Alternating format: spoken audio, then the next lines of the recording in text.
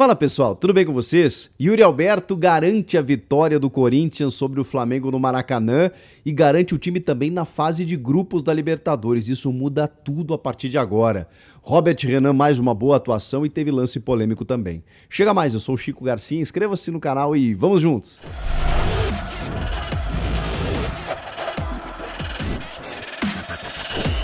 Aquela dica, o futebol brasileiro tá terminando, mas vem aí a Copa do Mundo. E só no OneFootball você vai ter notícias exclusivas de tudo que envolve o Mundial, das seleções que estarão no Catar, jogos em tempo real, notícias, estatísticas, resultados, tudo que você precisa saber. E tem uma novidade esse mês, hein? Que é o Head to Head. O que é isso? É um setor do aplicativo que analisa o potencial resultado de uma partida baseado em resultados anteriores. Sim, os caras usam a matemática voltando até 5 anos para saber qual a probabilidade daquele resultado. Isso pode até te auxiliar nas tuas apostas. Então não perde teu tempo. O link está aqui na descrição, no comentário fixado. Serve para Android e iOS. Baixe agora o OneFootball e aproveite. Bora falar dessa vitória do Timão sobre o Flamengo no Maracanã, o Flamengo de reservas, na ressaca do título da Libertadores. Os titulares, inclusive, foram no gramado antes do jogo começar, comemoraram com a torcida e tudo mais.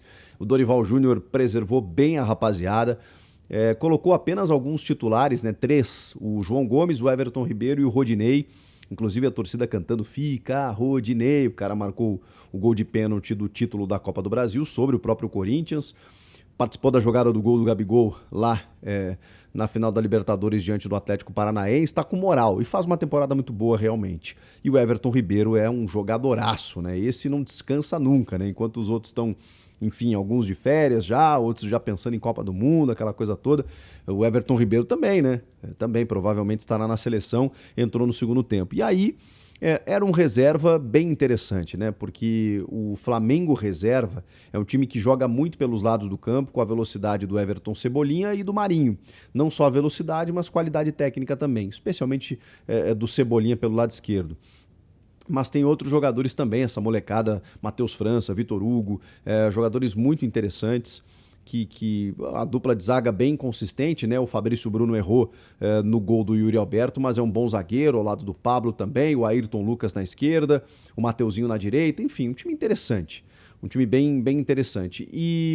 Mas o Corinthians, que estava com o seu time titular, teve uma mudança já na arrancada, que de novo foi o Fagner no banco de reservas. Visivelmente o VP, o Vitor Pereira, que não estava lá, inclusive, né, por conta da suspensão, foi ao Rio de Janeiro, mas não pôde comandar o time no banco de reservas, tá dando um chá de banco no lateral direito, que faz uma temporada realmente muito abaixo daquilo que a gente está acostumado a ver o Fagner fazer.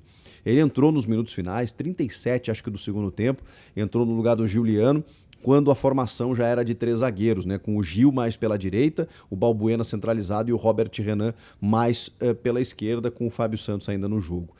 Mas o Fagner não jogou, e quem começou jogando foi o Bruno Mendes. Improvisado, um jogador de característica muito mais defensiva, inclusive para impedir ou tentar impedir esses avanços do Everton Cebolinha pelo lado esquerdo, com o Vital um pouco mais à frente nessa linha direita ofensiva, mas também recompondo. E não foi possível superar o Cebolinha no começo do segundo tempo, quando o Flamengo chega ao gol de empate, o gol do Matheus França, numa saída precipitada do Cássio, mas com muitos espaços ali por aquele lado. E, de novo, o Corinthians tomando um gol no início de um tempo, né? Seja do primeiro ou do segundo tempo, o Corinthians tem essa capacidade de normalmente sofrer gols. Tem a qualidade do adversário? Tem, mas é curioso que na estatística o Corinthians sempre toma um gol no começo do primeiro ou do segundo tempo. O Corinthians abriu o placar com o Duqueiroz, que fazia um bom jogo na minha avaliação, mas com muitos erros. É contraditório e eu vou explicar. É um jogador que se entrega o tempo inteiro, né, ocupa todos os espaços, tenta fazer o dele e dos outros, pisa na área, chega na frente, mas erra muito na tomada de decisão, erra muito na finalização, muitas vezes num passe, acaba entregando bolas, perdendo bolas no meio. Ele tem, enfim, ele tem alguns erros individuais, porém a sua leitura de jogo, o seu desprendimento, a sua capacidade de se envolver com a partida, eu valorizo demais. Então você pode fazer a sua análise como você quiser, você pode dizer que ele foi bem ou que ele foi mal. Eu prefiro dizer que ele foi bem dentro daquilo que lhe cabia e até mais do que lhe cabia, e o restante você corrige, você aprimora. E às vezes até é falta de confiança, né? Por isso que eu achei bem importante ele ter feito esse gol.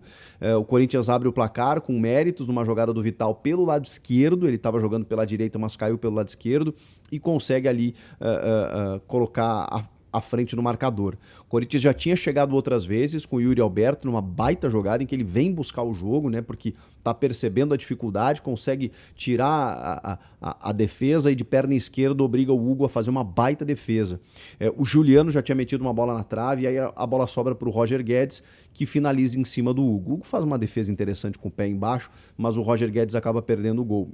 E foi só o que o Roger Guedes fez no jogo. Estava muito abaixo, oscilando muito, é um jogador muito ciclotímico, né? Ele resolve contra o Santos, depois ele não aparece tão bem. É um jogador que a gente sabe da capacidade técnica, mas ele tem momentos, tem jogos que ele apaga. Então ele acabou sendo substituído e não vi problema nenhum, porque realmente não fazia um bom jogo o Roger Guedes. O Yuri Alberto não. Procurando o jogo desde o começo, um jogador móvel, de muito deslocamento, de procura por espaços, então ele sempre buscou o seu gol, sempre estava buscando uma oportunidade que viesse limpa no seu pé, e ela aconteceu no segundo tempo numa jogada de Bruno Mendes. Sabe quanto tempo faz que o Fagner não faz uma jogada como a do Bruno Mendes? E vocês lembram o que eu disse, né? Um jogador de características defensivas, que é colocado mais como um zagueiro improvisado ali pelo lado direito para tentar, digamos, impedir o avanço do ponta esquerda, que é o Everton Cebolinha. De repente ele faz uma jogadaça, né?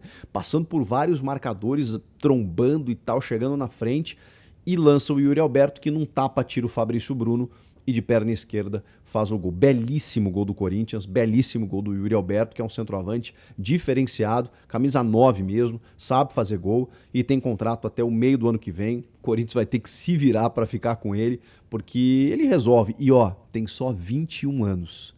O Yuri Alberto tem só 21 anos. Tem muito tempo para ele brilhar muito aqui com a camisa do Corinthians, enfim, e até participar do próximo ciclo da seleção brasileira. Bom, o Juliano fez um jogo razoável.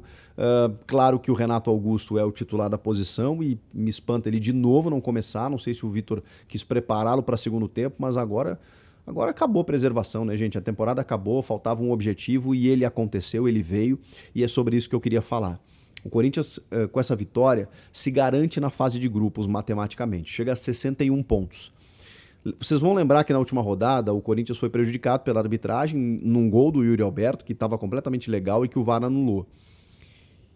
Se o Corinthians tivesse vencido aquele jogo, teria chegado a 63 pontos, porque o jogo terminou empatado, né? Foi 0-0, então ele somou um ponto. Com a vitória ele somaria mais 2. Com os 61 de hoje ele chegaria a 63 pontos. O Inter perdeu para o América, está com 64. Ainda estaria em terceiro. Ser vice-campeão ou segundo colocado é importante pela questão financeira. Rende um valor a mais em termos de premiação. E também porque, enfim, acaba servindo como motivação aí nessas 3 rodadas finais. Mas o fato é que mesmo na 5ª posição, na turma dos 61, né, que é Flamengo, Fluminense e Corinthians, o Timão garantiu a sua vaga na fase de grupos. Isso muda tudo, gente. Muda o planejamento, que já pode começar a ser preparado. O Duílio falou que ainda existia esse objetivo depois da perda do título da Copa do Brasil e que ele iria ser buscado através do Campeonato Brasileiro, foi atingido, e que isso, inclusive, definiria, né, a permanência ou não do Vitor Pereira. Então não tem mais desculpa, tem que tomar essa decisão o quanto antes para o time começar, para o clube começar a pensar já na próxima temporada. Não tem aquele estresse, aquela dor de cabeça da pré-Libertadores, que você pode ser eliminado já com uma eliminatória no começo do ano e tudo mais. Você pode fazer uma pré-temporada tranquila, botar reservas no começo do Paulista, preparar os teus titulares, fazer contratações pontuais, adaptar jogadores que chegaram, enfim. Você consegue resolver muita coisa já pensando que você está na fase de grupos.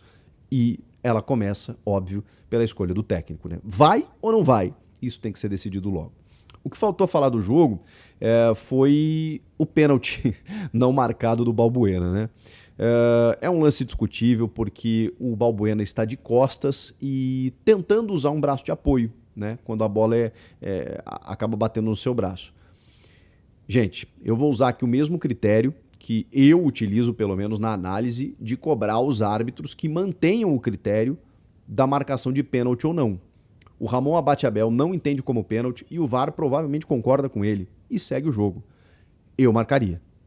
O Balbuena vai para a disputa e o braço, embora seja um braço que ele vai utilizar para o apoio, esse braço ainda não foi usado para o apoio e quando a bola bate ele está muito aberto, ele está estendido. Embora de costas, não queria fazer o pênalti, a gente sabe de tudo isso, mas estou me baseando na regra quando o jogador coloca o seu braço numa posição antinatural. Para muitos é uma posição natural exatamente por ele usar o braço de apoio, e eu entendo esse argumento. Agora, assim como eu entendi que o Léo Pereira tentou recolher o braço naquele pênalti que não foi marcado, mas não conseguiu porque ele ainda estava aberto, num ângulo em que ele intercepta a passagem da bola com o braço um pouco mais afastado do seu corpo, eu entendo dessa forma o Balbuena também. O braço dele está mais afastado do que o normal e bloqueia uma bola que vai para o gol.